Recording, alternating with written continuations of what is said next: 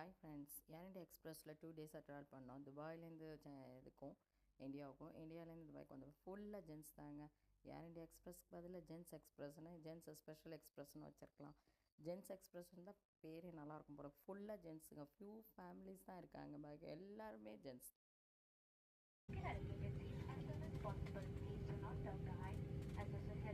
எங்கே போகிற?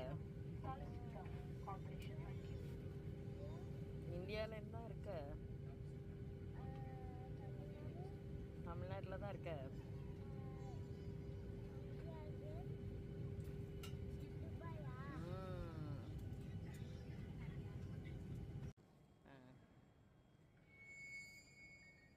வா, அங்கே பேர் எத்தனை சாமி இருக்கு. இன்னைக்கு துபாய் போறியா? ஜாலி தான் இல்லை?